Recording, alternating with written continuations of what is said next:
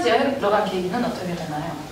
저 같은 경우는 대학교 다니고 있었는데 그 대학교 캠퍼스 내에 봉사 같이 해보지 않겠냐, 봉사활동을 권유하는 것으로. 정작 가봤더니 봉사활동은 제대로 진행하지 않았고요. 결국은 만남에 새로운 사람들 계속 소개시켜주더니 나중에 성경 공부를 결국 심리 상담이 있었고, 그 다음에는 또 성경 공부까지 이어졌습니다. 그 가운데서는 그 사람에 대한 신뢰가 있었기 때문에 그 사람을 믿고 갔던 것 같습니다. 학교 마치고 집에 가려고 버스를 기다리고 있다가 이제 두 분이 다가와서 선교 스피치를 준비한다고 좀 도와달라고 말씀을 하셨었어요. 이제 도와드리게 됐고, 이제 선교 스피치를 듣다가 그리고 전 원래 신앙을 안 하는 사람입니다. 이제 신앙관에 대해서 저에 대해서 좀 물어보시더라고요. 스피치를 하다가 심리 상담 쪽으로 넘어가게 돼서 저는 심리 상담을 하고 신천지에 가게 됐습니다. 모태신앙이고요. 그래서 원래 길거리 노방 섭외로는 절대로 전화번호를 주는 사람은 아니었습니다. 대학교에 같은 학과의 형이 저한테 친한 척을 하더니 제 성적이 고민이었기 때문에 고민도 해결해 줄 수 있고 또 성경 공부도 해줄 수 있는 선생님을 소개시켜줘서 그 상담사 선생님이랑 성경 공부를 하게 됐고, 그렇게 포교가 됐습니다. 신천지 내에 있으면서의 신앙생활은 어떠한 모습이었나요? 모태신앙이어서 기독교 신앙을 했었지만 주일 예배만 가는 썬데이 크리스찬 같은 느낌이 강했었고요. 그리고 오히려 성경 공부를 하면서 내가 신앙을 잘못했구나 생각을 하고 회개를 했고, 감사한 마음이 많이 들었습니다. 하나님께 감사하기 때문에 성경적이라고 생각했던 열심히 해야겠다라는 생각으로 순교한 그 2000년 전의 사도들처럼 열심히 해야겠다, 하나님에 대한 신앙생활을 했었습니다. 이만희는 그 안에서도 어떻게 가르치냐면 하나님한테 택함을 받은 어떤 사람이다 이렇게만 가르치거든요. 자다, 예수님보다는 미치다 이렇게 가르칩니다. 1순위는 일단 하나님 때문에 이제 믿는 그런 신앙생활이었던 것 같습니다. 저도 모태신앙이었는데 대학교 다니던 지인이 처음에는 이제 상담을 거쳐가지고 성경 공부를 해서 신천지까지 가게 되었는데, 이만희를 통해서 하는 말이 예수님의 말이고 하나님의 말이기 때문에 곧 이만희의 말을 들어야 한다. 신천지를 중심으로 이루어지고 있기 때문에 단순히 신앙관이 바뀌었다의 문제가 아니라 모든 생활과 모든 인간관계가 다 신천지에 맞춰서 생활할 수밖에 없게끔 바뀌었다가 맞는 것 같습니다. 신천지에 들어간 이후 사생활의 변화가 어떻게 생각나요? 예를 들면 이제 가족과의 관계나 그때 이 직업 취직을 하셨는지 아니면 공부를 할 때인지 잘 모르겠지만 어쨌든 그게 어떤 영향을 미쳤는지. 집에만 있는 집순이였는데 이제 신천지 생활을 하다 보니까 계속 밖으로 돌 수밖에 없겠더라고요. 매일 아침에 일찍 일어나서 신천지 교회 가고 밤늦게 들어오고 이런 생활 패턴을 반복했었고, 주말 같은 경우에도 계속 나갔었고, 가족들이랑 모임이 있으면 하다가도 중간에 나오고, 그 다음에 가족들이랑 같이 있어도 계속 핸드폰만 보고, 그쪽 생활이 너무 바쁘고 힘들다 보니까 거의 나올 때쯤에는 몸이 다 붓더라고요. 나중에 신천지 나오면서 그 붓기가 다 빠지면서 이제 원래 체형으로 돌아왔었는데, 짱 생활을 하면서 이제 거기 안에서 구역장을 겸했었거든요. 근데 서류라든지 그런 부분도 많이 놓치고 케어해야 되는 부분도 다 놓치다 보니까 직장에서도 문제가 생기는 거예요. 상사분께 조금 꾸중을 듣기도 했고, 결국 마지막에는 직장에 들키게 돼서 직장을 나오게 되기도 했습니다. 가족들 간의 관계인 것 같아요. 어머니 아버지랑 또 동생이 있는데 자주 여행도 가고 이야기도 나름 많이 나눌 만큼 좀 친했어요. 근데 신천지에 들어가고 난 다음부터 거기서 듣는 말은 신천지는 참 좋은 천국이야. 근데 가족들은 신천지라고 하면 편견을 가질 테니 그걸 최대한 숨기렴. 왜냐면 알게 되면 너를 거기 가지 못하게 막을 거야. 그러면 안 되니까 숨겨라. 가족들을 결국 마귀로 몰아가는 느낌을 전 받았어요. 가족들한테는 아직 마귀의 영이 주관하고 있기 때문에 가족들은 모른다. 그러니까 알려서는 안 된다. 그러면 저는 이제 가족들을 볼 때 어떻게 보이냐면 저 사람들은 아무것도 모른다. 왜냐하면 마귀의 영이 씌었기 때문에. 가르쳐준 그대로 가족에 대해서 안 좋게 생각을 하는 거죠. 그래서 가족들과 있는 시간을 최대한 피하려고 하고 더 신천지에만 있으려고 하고 계속 신천지 안으로 고립이 됐었고, 그게 가장 컸던 것 같습니다. 일보라고 해가지고 오늘 하루에 무엇을 할 건지를 아침에 일어나서 눈 감을 때까지 시간 단위로 다 적어야 되거든요. 신천지에서 포교를 할 때도 이 사생활을 가지고도 문제가 되게 많았던 게, 포교를 하려고 하는 상대의 모든 일거수일투족을 다 알아내기 위해서 어떤 방법도 가리지 않고 알아내거든요. 몰래 뒷조사를 하기 위해서 집을 뒤따라간다던가, 교제하는 친구가 있었는데 윗 사람들에게 보고하지 않으면은 그 상대방의 영을 죽이는 거다 빡도 들었었고, 교제하고 헤어지는 그 모든 것들을 다 다 공개적으로 얼굴을 띄우고 누구를 만나고 얼마나 만났고 다 공유가 되는 이런 사생활이 아예 없는 상황입니다. 집안이 기독교였기 때문에 가족의 신상을 신천지에 공개해야 하고 제가 무슨 일이 있을까봐 사생활이 없다라고 하는 게 맞는 것 같습니다. 신천지에서 그 사생활 관리를 하고 뭐 이제 다 컨트롤을 하는 이유? 그게 신천지에서 왜 필요한지? 신천지에서 제일 처음 신천지 교리를 가르칠 때 두 가지 영, 두 가지 사람이라고 먼저 배웁니다. 하나님의 소속인 사람과 사단의 소속인 사람에 대해서 배우는데 가족이기 때문에 내 편이 아니라 이 사람에게 어떠한 영이 들어갔는지에 따라서 소속을 완전히 구분시켜 버립니다. 사생활을 공유를 해야 되는 이유는 신천지 소속의 사람이 아닌 모든 사람이 결국엔 사단의 영이 들어간 사람이기 때문에 이 사람들로부터 하나님의 나라의 사람을 지키는 건 당연하다. 거기에 대한 당위성을 엄청 부여를 하는 거고 소망이라고 하는 것을 실질적으로 몇 가지를 꼽아서 가르치는데 그 중에 하나가 신일합일이라고 해서 순교하신 분들과 우리가 영을 덧입어서 체를 영생할 수 있다. 이거에 대한 확고한 믿음을 계속해서 가르치는 과정이고 그 실체가 되신 분이 지금의 이만이다. 그렇게 신일합일이 되고 우리가 먼저 나라와 제사장이라는 복을 받게 되면 가족들이 신천지에 오지 않더라도 같이 복을 받는다. 같이 육체가 구원받는다. 우리가 만약에 신천지를 나가면 가족들이 지옥을 간다. 지옥에 간 가족들이 너희에게 왜 거기서 버티지 못했냐. 너희가 버텼으면 우리도 육체 구원을 받지 않았겠냐. 이런 식으로 가스라이팅을 합니다. 센터에 있으면서 신천지 교리를 확인할 방법이 있었나요? 방법이야 확인하려면 뭐든 많았겠죠. 인터넷을 찾아보지 말라는 말을 정말 많이 들었어요. 거기에 제대로 된 정보가 담겨 있지 않고 중요한 건 뭐냐? 여기가 그래서 지금 너가 센터 공부하고 있는 이 과정이 옳은지 아닌지 스스로 보고 판단을 해라. 이때까지 공부한 내용이 너가 생각하기에 맞지 않았냐? 여기가 맞는 거지. 다른 그 외의 정보는 굳이 너에게 필요가 없는 것들이다. 너를 흔들리게 할 거니까 지금 내부에 이 센터에서 배웠던 이 교육 과정들 신천지 교리만 잘 집중하면 된다고 했고 많은 사람들이 저를 포함해서 그래서 인터넷을 거의 찾아보지 않고요. 방법은 많았지만 그걸 보면 큰일이 난다고 하니까 안 봤습니다. 신천지 내에서 만나는 사람들은 다 신뢰를 할 수 있는 사람들인가요? 네, 우선 신천지 내에서 같이 있는 사람들이라 하면은 같은 것을 공유하고 있는 사람들이잖아요. 세상이 알지 못하는 걸 알게 됐고 아직 세상은 그걸 모르는 상태에서 세상의 핍박을 견디면서 그래서 이 신천지 신앙생활을 이어나가야 되는 거니까 그 신앙생활을 이어나가는 게 또 해야 될 일도 많이 있고 쉽지 않은 일이란 말이죠. 유대감이 되게 깊게 형성이 되는 편입니다. 그 사람들이랑은 나눌 수 있고 다른 사람들이랑은 절대 나눌 수 없는 일들을 이제 신천지 내에서는 나눌 수 있는 거죠. 신천지 이야기를 밖에 나가선 하지 못하니까 내 인생의 주된 관심사가 신천지에서 신앙생활을 하는 것인데 그거를 나눌 수 있는 사람들은 신천지 안에 있는 사람들밖에 없어요. 외부 세계에 있는 다른 인간관계 원래 사귀었던 친구들 가족들하고는 이야기할 거리가 적어지고 멀어질 수밖에 없고 원래 있던 친구 관계에는 다 끊어진 사람들도 많이 봤었고 점점 더 고립돼 가는 것 같습니다. 그런 신뢰도가 있다고 생각합니다. 신뢰도는 매우 높죠. 그래서 안에 사람들만 계속 이야기를 하게 되다 보니까 서로 신뢰할 수밖에 없습니다. 신천지에서 어떻게 되나요?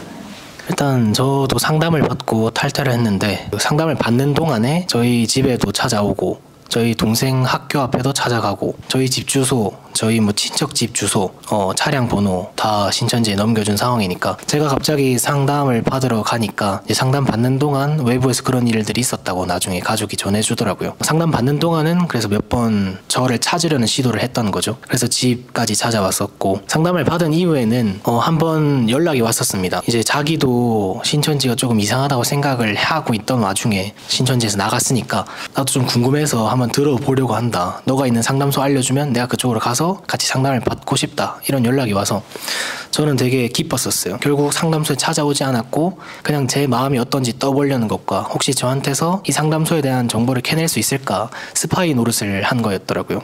저를 빼내려는 시도도 다시 돌아오게 하려는 시도도 좀 있었고 이 상담소의 정보를 빼내려고 하는 시도도 있었습니다. 그 이후로는 모두 연락 단절됐습니다. 신천지에 있는 사람들에게 하고 싶은 말 있을까요? 신천지에 들어간 이유가 다들 다양할 거라 생각합니다. 많이 부족하다고 느꼈고 자존감이 낮았었어요. 나를 변화시키고 싶었죠. 내가 부족하기 때문에. 신천지에서 그것을 실현시킬 수 있을 거라는 믿음을 가졌고 공부를 해보니까 그때 생각에는 맞았었습니다. 그래서 이곳에 내 인생을 걸자고 생각을 했고 가짜이긴 했지만 저는 잠시나마 행복했었습니다. 근데 행복하면서 조금 이상한 것들이 있었어요. 여기가 진짜 천국인데 왜 내가 가족들한테 거짓말을 해야 하지? 거짓말을 하고 있으면서도 진짜 천국을 왜 숨겨야 하는 걸까?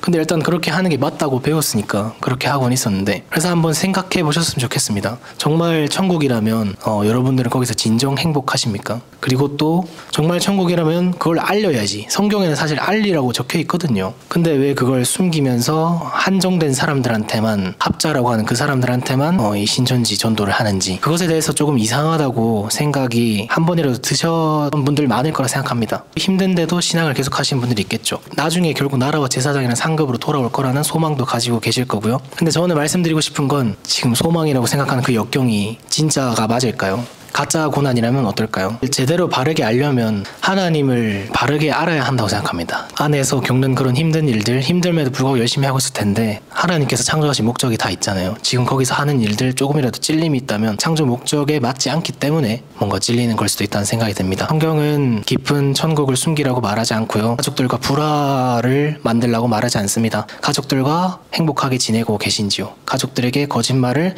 계속하고 있지는 않은지요? 천국을 계속해서 숨기고 있지는 않은지요? 그런 것들을 잘 생각해 보셔서 판단해 보셨으면 좋겠고요. 인터넷에 조금이라도 검색해 보면 많이 나오니까 조금이라도 의심이 들었다면 검색해 보시면 좋겠습니다. 센터에 있으면서 교리를 확인할 방법이 있었나요? 일단 성경 자체에 대한 지식이 거의 없었기 때문에 처음 복음방이라든지 센터 과정을 통해서 성경 구절들을 새롭게 이렇게 배운다는 느낌이 엄청 강했었고요. 의심보다는 이게 성경 말씀이구나라고 느꼈습니다. 그래서 이제 하나님께 죄송하다는 마음과 감사의 마음 이렇게 들었었고요. 신천지나 뭐 이단이 아닐까 이런 생각이 들었던 거는 물론 있었습니다. 아무래도 또 모태신앙인데 당연히 신천지 하면 이단 사입이고 절대 말도 섞지 말라 이런 얘기를 들었었고 저도 그렇게 생각했었고요. 제가 듣고 있는 이 말씀은 내가 판단을 해봤을 때는 정상적이고 성경 말씀 그대로구나 이렇게 생각을 했었습니다. 제 판단을 믿었었고 내가 들어보고 판단할 수 있다 생각을 했었던 것이죠. 뭐 알아볼 생각을 하지도 않았었고, 인터넷을 가지고 선악과다, 그래서 선악과를 먹으면 죽으니까 인터넷을 찾아보지 마라 교육들을 계속 받았었습니다. 하지만 그와는 별개로 저는 개인적으로도 내가 판단한 게 맞다. 신천지라는 것을 한 3개월 정도 뒤에 이렇게 오픈을 하게 되는데 여기 센터가 신천지다라는 것을 알게 되고 나서도 내가 3개월 동안 비유풀이라든지 성경에 대한 해석을 제가 들어보고 맞다라고 판단을 했기 때문에 여기가 신천지든 여호와의 증인이든 JMS든 구원파든 통일교든 관계가 없다 이렇게 생각을 했었습니다. 신천지 내에서 친구 관계는 대해서 어떻게 생각하나요? 그리고 완벽히 신뢰를 할 수 있는 사람들인가요? 저는 신천지를 간 게 저의 변화를 위해서 갔었고, 그 안에서 지내다 보니까 사람들이 너무 좋더라고요. 물론 신천지에 있는 사람들이 그 교리를 믿어서, 그리고 하나님을 믿어서, 뭐 이만희를 믿어서 뭐 신앙심인 경우도 있지만 사람들이 좋아서 남아있는 사람들도 정말 많거든요. 사람들이 너무 좋아서 있었던 경우가 컸던 것 같아요. 이 신천지 안에만 매이다 보니 외부에 있는 친구와의 관계도 단절이 됐었고, 신천지 안에 있는 인간관계를 더 소중하게 생각했고, 거기에 좀 집중을 많이 했던 것 같아요. 그 사람들이랑 있으면 너무 좋고 행복하고 재미있고 뭔가 계속 같이 하고 싶고, 집에만 있는 성향이기도 했지만 또 밖에 나가서 힘들기도 했지만 그래도 좋았던 것은 안에 있는 사람들이 너무 좋으니까. 신천지를 들키고 나서 고등학교 때부터 오랜 우정을 유지했던 친구들이 있었는데, 들키고 나서는 그 친구들과 인연이 끊어졌거든요. 친구들과 또 단절이 되니까 상실감도 되게 컸었고, 나오고 나서 다시 연락을 했을 때 친구들은 여전히 좀 불신을 하더라고요. 나왔다고 이야기를 했지만 그때 저를 대면하면서 나오라고 했을 때 제가 보여줬던 반응들, 나는 나가지 않겠다 했던 이런 반응들, 그 친구들에게도 제가 소중했기 때문에 그만큼 상처를 받아서 제가 나오고 나서 연락을 했을 때도 온전히 받아들이기 어려웠다라고 생각을 하게 되는 것 같아요. 그 안에 인간관계로 인해서 외부에 있는 친구와의 관계도 단절되기도 하고, 저뿐만 아니라 실제로도 거기 안에 계신 청년분들이 외부에 있는 인간관계는 많이 단절되는 것 같습니다. 아까 전에 사생활 관련해가지고 포교를 할 때에도 상대방의 모든 신상을 털어가지고 포교를 한다고 말씀을 드렸잖아요. 마찬가지로 신천지 안에서도 저는 구역장 사명까지 했었었는데 구역원들의 똑같이 포교하듯이 신상을 다 압니다. 또 알아내야 되거든요. 피드백 창이라고 해서 이 문제를 신앙에게 영향이 끼치지 않도록 공유하는 텔레그램 창을 또 만듭니다. 개개인의 사생활을 윗사명자에게 보고를 해야 하고 옆에 동료들이라고 하는 사람에게 이야기를 해야 되는 게 일상이 되다 보니까 제 개인적인 이야기를 점점 더 할 수가 없게 되었습니다. 친하게 지내야 하는데 공유하고 내 개인 사생활을 피드백 누군가 또 하면 어떡하지? 라는 생각을 자꾸 들게 되니까 저는 오히려 신뢰는 더 떨어지고 신천지에서 가르치는 그 예의 범절이라던가 이런 건 있으니 겉으로는 또 그렇지 않아야 하고 그래서 정말 속 깊은 이야기를 간간히 나누는 경우에 정상적으로 마음 상태를 가진 친구가 몇 없었던 것 같아요. 신천지 들어오기 전까지 너무 건강했던 친구들이 들어와서 우울증 약을 복용 안 하는 친구들이 많이 없었던 것 같고 정신과를 가는 친구들도 꽤 됐었고 인간관계를 다 망쳤던 게 아닌가. 신천지 가서 인간에 대한 그런 신뢰가 많이 떨어졌던 것 같습니다. 신천지에 나오고 나서 새로운 인간관계나 신뢰가 되는 그런 인간관계를 맺기가 어려웠나요? 상담을 받고 나서 1년 조금 넘은 상황인데 대학생활도 제대로 하지 못하게 됐기 때문에 일단 스스로 마음을 다잡는 게 가장 우선이었고 그 다음이 저는 가족 간의 신뢰관계를 다시 담는 거였고 친구까지 갈 여력은 안 됐던 것 같습니다. 포교를 했던 친구들을 다시 빼내오는 주 관심사였고 지금은 다행히 두 친구가 다 나왔는데 성향도 성격도 많이 바뀌게 된 것 같습니다. 아무리 친해도 그렇게 속 깊은 대화까지 하지 않는 그런 성격이고 사실 신천지에 들어가서 인간관계로 생각하면 전우회 같은 느낌은 있었습니다. 하나님 소속이냐 사단 소속이냐 두 가지로 이렇게 이분법적으로 나누거든요. 같은 소속끼리는 유대감과 이제 동료애 이런 게 생길 수밖에 없고 그런 신뢰감과 유대관계는 있었습니다. 탈퇴를 하게 됐을 때는 다시 인간관계를 맺는 데 있어서는 매달리는 편은 아니었어가지고 신경을 그냥 안 썼고요. 저에게 연락을 하지 말라 이렇게 광고가 내려갔었고 저도 굳이 탈퇴하려는 의사가 없는 사람들이 얼마나 탈퇴하기가 힘든지 알기 때문에 신천지 친구들한테는 연락을 하지 않고 있습니다. 신천지에서 탈퇴를 하는 그 기간에는 신천지에서 어떤 대우를 하던가요? 가족들이 먼저 제가 신천지 다니는 걸 알게 돼가지고 제가 직접 신천지 사람에게 가족과 잘 있으니까 연락하지 말아달라. 문제가 없고 내가 가족들과 문제가 해결되면 내가 먼저 연락을 주겠다라고 직접 의사를 제가 표현을 했었습니다. 신천지에서 대처라고 해가지고 저희 집 주소를 알고 가족의 신상을 알고 있기 때문에 제가 아파트를 살고 있는데 그 아파트에 보면 계단이 있잖아요. 거기 층층마다 대기를 하는 겁니다. 철문 바로 앞에도 띵동띵동 하면서 제가 잘 있는지 확인을 합니다. 심지어 제가 모르는 사람도 온 적이 있어요. 신천지 소속인 사람이. 어떻게든 제가 잘 있는지를 확인을 한다는 명분으로 가족들이 굉장히 괴롭혔고 이웃들에게 굉장히 폐를 많이 끼쳤고 지금 가족들과 얘기를 잘하고 있고 제 의사로 상담을 받겠다라고 해서 집에 안전하게 있으니 오지 말라고 했는데도 또 찾아와서 결국엔 경찰까지 와서 제가 안전하게 있다는 걸 확인을 시켜였어야 됐고 교회에 오려고 나가려고 하는데 고위 관계자들이 집에 와서 너 이제 이대로 되면은 제명되는데 제명될 거냐라고 물어봐서 제가 제명시키라고 했거든요. 너 이제 이대로 가면은 천국 못 가고 지옥 가고 죽는데 너 그거 할 거냐? 이거를 이제 면접에 내고 하더라고요. 알겠다고 했죠. 제 친구들에게는 제가 상담을 받으면은 제 친구들이 신천지 신앙이 흔들릴까봐 거짓말을 해서 어떠한 이유로 연락을 못 하는 거니까 연락하지 마라. 벌써부터 격리를 시켰습니다. 섭외부라고 있어요. 들킨 사람들 관리하는 부서인데 들키고 나니까 섭외부에서 나와서 이제 저희 집 앞에서 계속 24시간 관찰을 했었거든요. 그들과 소통하기 위해서 긴 장대에 종이컵을 매달아가지고 제가 화장실에 가면 그 장대로 길게 올려서 그 창문에 쪽지를 넣어서 주는 거예요. 거기서 쪽지가 적혀있는 걸 보고 서로 소통을 했었고 또 가족들한테 들켜서 못하게 됐고 창문 밖에 쪽지를 던져서 서로 소통을 했었거든요. 또 이제 장대가 들키니까 저한테 대포폰을 줬습니다. 거기서 새로 개통을 해서 핸드폰을 줬고 제가 그 핸드폰으로 거의 6개월 가까이 생활했던 것 같아요. 이게 숨기면서 몸에도 숨기고 집에 가족들 모르는 곳에 숨기고 가족들이 좀 제가 답답해할까봐 같이 밖에 나가기도 했거든요. 그러면 시내 나가면 다 있으니까 화장실 갔을 때 같이 소통을 좀 하고 쪽지 주기도 하고 대포폰도 들키게 됐어요. 뺏기게 되니까 연락할 수단이 없어서 나중에는 저희 집을 아니까 케이크 배달이 잘못 온 것처럼 방문을 했더라고요. 이제 제가 있는 걸 확인하고 그분들은 다시 돌아가고 가족들이랑 같이 나갔지만 잠깐 없을 때 이제 섭외부장님 전화번호를 아니까 전화해서 이제 곧 곧 상담을 가게 될 것 같은데 내가 연락이 안 돼도 나를 찾지 마라 이렇게 말씀을 드렸었고, 상담 가고 나서도 이제 가족들한테 들었었는데 한 번 더 찾아왔다고 하더라고요. 집에 똑같은 방식으로 그냥 제가 잘 있는 집에 있는지 없는지 상담을 안 보내기 위해서 대면으로 만난 적도 있었는데, 그랬더니 신천지 안에서 지금 어떻게 흐름이 돌아가고 있는지, 제가 어떻게 대처를 해야 되는지, 시설에 가는 건 어떻겠냐 피드백도 줬었어요. 저는 그렇게 하고 싶진 않았거든요. 제가 가출을 한다라든지 내가 다른 시설에 간다라든지 가족들이 저로 인해서 잘못될까봐 그것도 무서웠고, 신천지에서는 이렇게 수단 방법을 동원할 수 있는 대로 저랑 소통하기 위해서 대처를 했었습니다. 신천지 내에 있으면서 비인간적인 것들을 경험하던가 목격한 게 없나요?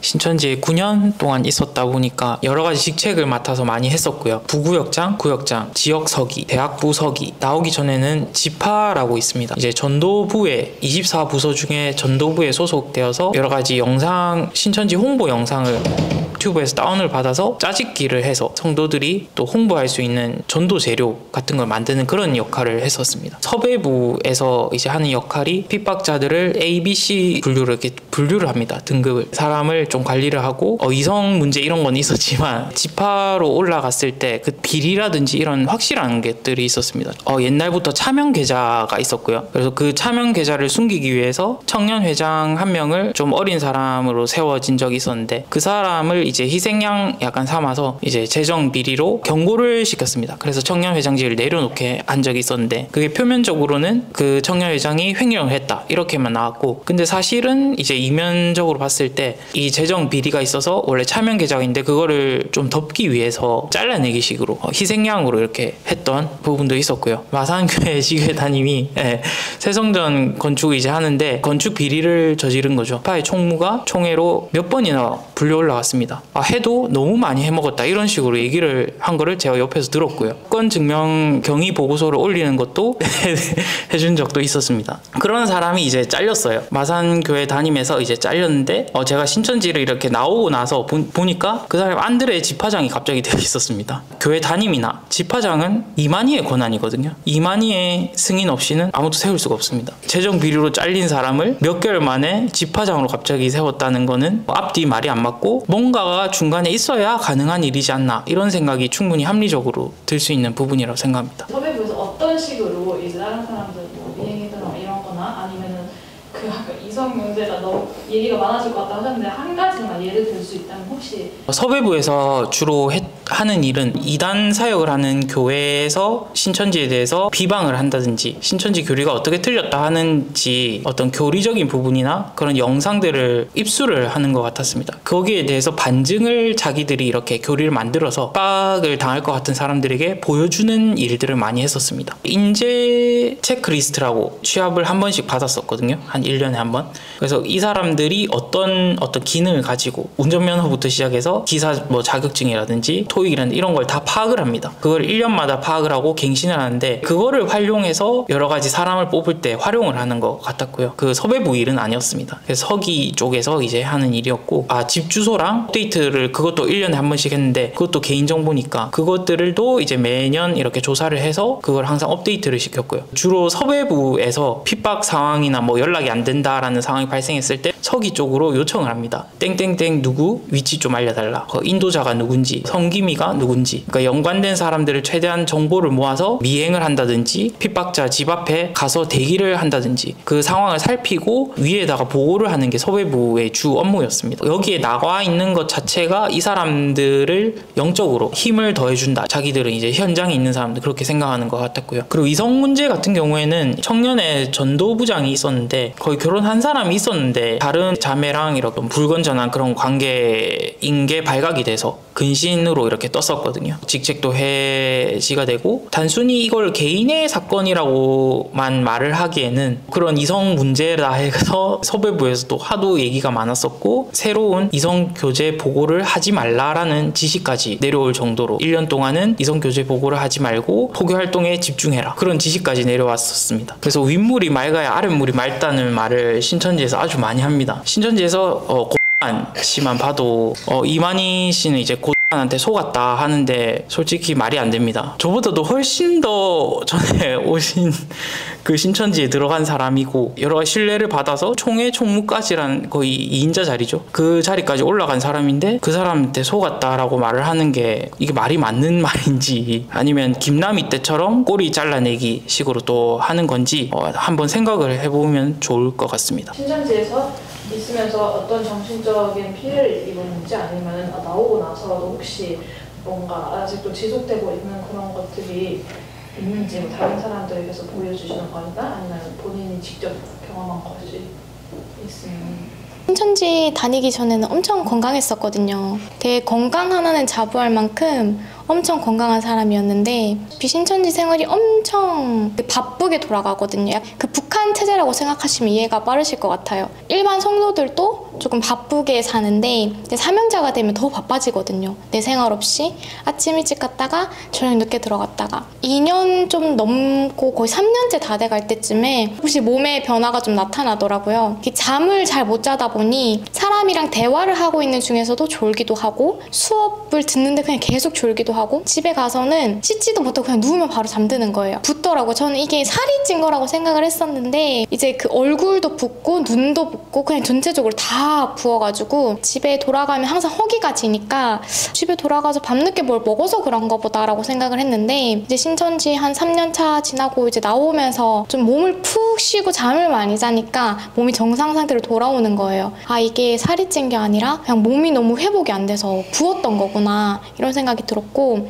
신천지 나오고 나서는 몸이 굉장히 많이 아파요. 원래 안에 있을 때도 좀 건강이 안 좋은 사람들을 많이 봤는데 몸이 회복할 시간이 없어서 그게 축적되다가 이제 나오고 나니까 빵 터지더라고요. 아픈 부분도 되게 많고 병원 가는 게 다반사인 것 같아요. 건강이 많이 약해져서 지금은 병원도 좀 많이 다니기도 하고 조금만 피곤하거나 면역력이 떨어지면 몸이 어디 아프기도 하고 건강을 좀 많이 타격을 입었던 것 같아요. 부산야구부 지파 소속에 계속 있었거든요. 9년 동안 있었는데 부산야구부 지파에서도 지파 전도부 과장이었습니다. 힘든 경험들을 많이 했었는데요. 출근을 해서 퇴근을 시키지 않고 또 의무실에서 쪽잠을 자게 하고 그 뒤에 다시 또 일을 하게 하는 한계라고 생각할 정도로 힘들었었는데 다행히 코로나가 터지는 바람에 쉴 수 있게 되었습니다. 쉴 수 있으면 그냥 놔둬야 되는데 그냥 놔두지 않고 일주일마다 한 번씩 좀 쓸모없는 일로 뭐 운동을 하자든지 어디를 걷자든지 등산을 한다든지 맛집을 간다든지 계속 일주일마다 모이게끔 하는 겁니다. 코로나 기간 때 이제 쉴 수가 있으니까 직장을 가진다든지 아니면 학업으로 빠진다든지 이렇게 직책에서 이탈하지 못하게 하기 위한 어떤 관리 수단이었던 걸로 생각이 되고요. 신천지에 대한 의심, 또 신천지가 코로나로 인해서 타격을 많이 입었지 않습니까? 교리 변개라든지 이런 부분에 의심을 가지지 않게끔 계속 점검하는 부산TV라고 해서 부산야구 지파 유튜브 채널을 만들었었고요. 구글 홍보를 했습니다. 그래서 유튜브에 5초 광고를 낸다든지 이런 것들까지도 했었는데 제가 이쪽 분야에 본 적이 없습니다. 처음이고요. 일의 진도가 느리고 그러니까 신천지에서는 지금 당장 그게 안 되다 보니까 이제 저한테 화를 냈었고 왜 안 되냐고 질책을 당했었습니다. 그 회사에서 안 되는 거를 저한테 이제 뭐라고 한 것이죠. 밤샘도 했었고요. 그때는 아직까지 코로나가 계속 있을 시기인데도 안 쓰는 어떤 사무실 같은 장소에 이제 출근을 해서 업무 강요를 받았고 일을 조금만 못해도 큰 소리 치는 전도부장이 제 상사로 있었습니다. 힘들었고 지옥 같았고 다시 사명하러 가면은 사명을 그만두겠다라는 말까지 했었습니다. 힘들었던 기억들이 지금도 이제 탈퇴하고 나서도 이제 순간순간 이렇게 생각날 때가 있고 트라우마처럼 남아있는 것 같습니다. 나중에 사명자가 되고서야 알게 되는 신천지의 실체나 이런 게 있어요?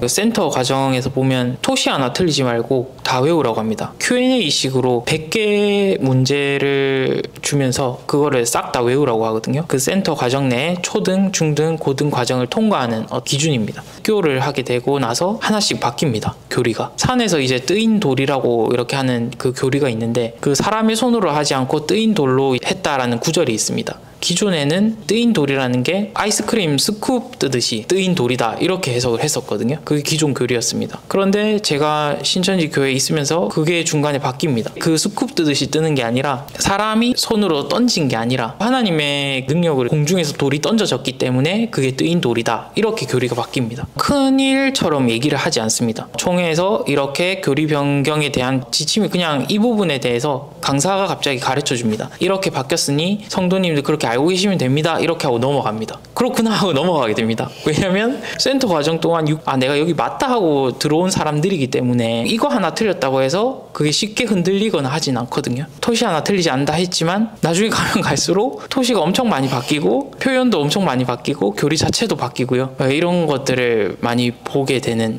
일들이 있었습니다. 보통 높은 직책을 맡은 사람들은 1, 2년 해가지고 그 자리까지 올라가는 건 아니거든요. 그냥 자기 청춘을 다 바쳐가지고 뭐 5년이고 10년이고 20년이고 있는 사람들인데 그 윗선에서 봤을 때 말을 안 듣는다 하면 거의 공개 처형해버리듯이 신천지가 전체적으로 다 한 곳에서 예배를 드릴 때 또한 이유로 근신 이렇게 딱 돼버리면은 낙인이 되는 거예요. 그냥 그 사람 인생에 있어가지고 이미 사회적으로 모든 관계라는 그게 다 끊어진 상태인 경우가 많고 직장을 다니지 않는 경우가 많은데 거기서 이제 사명자를 성도로 만들어 버리고 그런 심리적인 거라던가 경제적인 거라던가 사회적 그런 거 아무런 보장도 해주지 않고 그냥 한순간에 이렇게 내쫓아 버립니다. 또한 보상 그런 거 전혀 없습니다. 한두 번 본 게 아니라 너무너무 많았었고 그 사람들 중 한 명이 제가 지인이었을 때 상황을 보니까 그 심리적으로 얼마나 그 충격이 큰지는 관심이 전혀 없다라는 걸 알게 돼서 처음에는 분명히 하나님의 나라고 사랑으로 만든 교회라고 한다면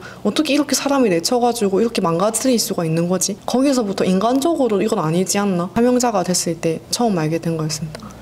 신천지에 아직 있는 사람들에게 하고 싶은 얘기가 있으면은 주셔도 나온 것이 옳은 선택이었다고 생각이 되는지도 같이 해주시면 좋을 것 같아요. 신천지 30년에 들어가서 신천지 39년에 탈퇴를 했거든요. 짧은 기간은 아닌데 처음에 들었던 말이 곧 이루어진다였습니다.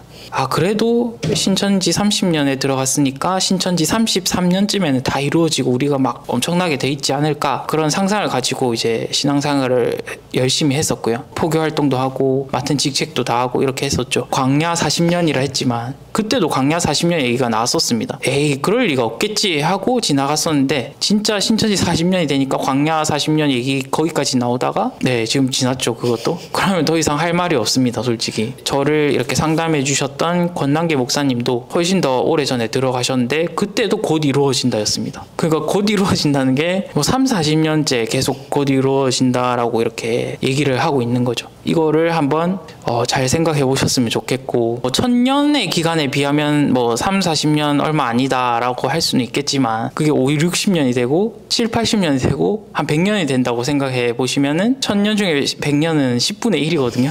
꽤 긴 시간이 할애가 되는 것이죠. 그것도 한번 생각해 보시면 좋겠고 신천지에서 나온 게 옳은 거냐 물어보신다면 그 안에 있었던 9년이 참 아깝게 느껴진다라고 답변을 드리면 될 것 같습니다. 신천지 안에 계시는 분들은 물론 자의로 남아 계시는 분들도 계시지만 처해진 현실 때문에 마지못해 남아 계신 분들도 계실 것 같고 여러 가지 케이스가 있을 것 같아요. 나와서 연락을 해봤을 때도 신천지에 대한 믿음은 없지만 여기 안에 있는 사람들이 이렇게 좋은 사람들이 있는 곳이면 진짜지 않을까 이렇게 말하는 분들도 계셨고 신천지가 진짜가 아니어도 난 상관없다 라고 난 계속 다닐 거다 다양한 이유로 남아 계신 분들이 계실 거라 생각해요. 지금 우리가 살아가고 있는 사회는 청년들에게는 조금 많이 버거운 사회죠. 그래서 청년분들이 더 나오기 힘들 거라 생각하고 연세가 드신 분들은 오랫동안 거기서 쌓아왔던 분들이 있기 때문에 나왔을 때는 아무것도 남은 게 없으니까 붙잡지 못하고 계속 계시는 분들도 계실 거고 안에 계시면서도 힘드실 것 같다라는 생각이 들어요. 왜냐면 제가 그랬기 때문에 아마 다 공감하실 거예요. 안에 계시는 분들이 그 신앙생활 하면서도 참 치열하게 신앙생활을 하고 계실 거고 부단하게 애쓰면서 더 열심히 신앙생활을 하실 거고 또 행복한 것 같지만 또 한편으로 돌이켜보면은 마음에 공허함도 있으실 것 같고 이러지도 못하고 저러지도 못하고 그러신 분들도 계실 것 같고 그 안에 계신 분들 생각하면 안타까운 마음도 있는 것 같아요. 나와 보고 나니까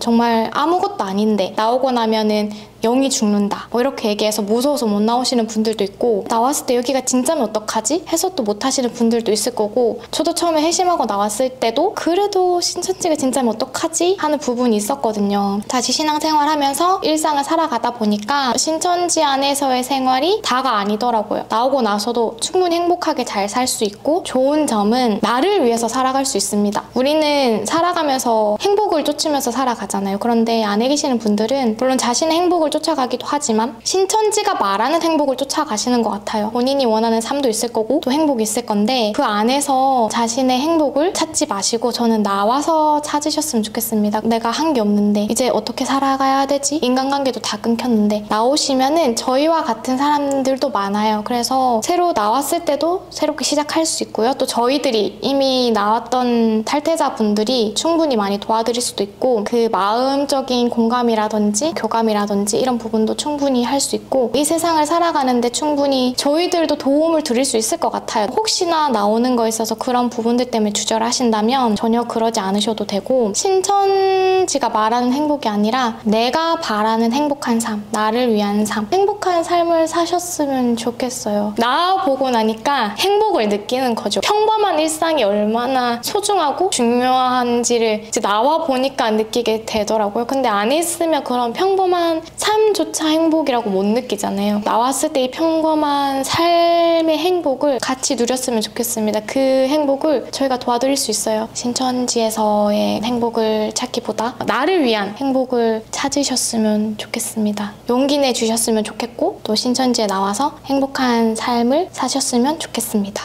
의심을 가진 사람들을 어떻게 대하는지.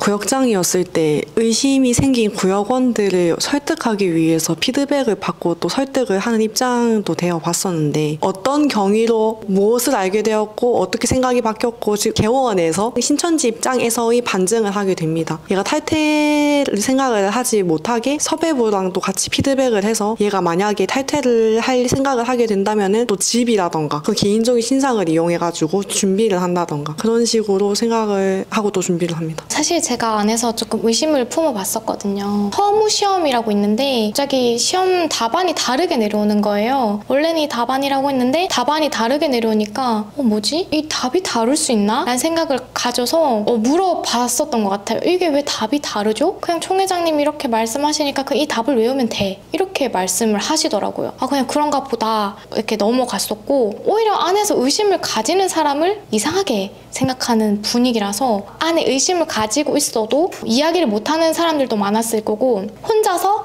그런 부분을 조금 찾아본다라든지 아니면 의심은 하고 있으나 그냥 여기서 그런가 보다 하고 그냥 넘기시는 분들이 있을 거고 여기 안에서는 오히려 의심을 가지는 게 더 이상한 분위기다 라고 말씀을 드릴 수 있을 것 같아요.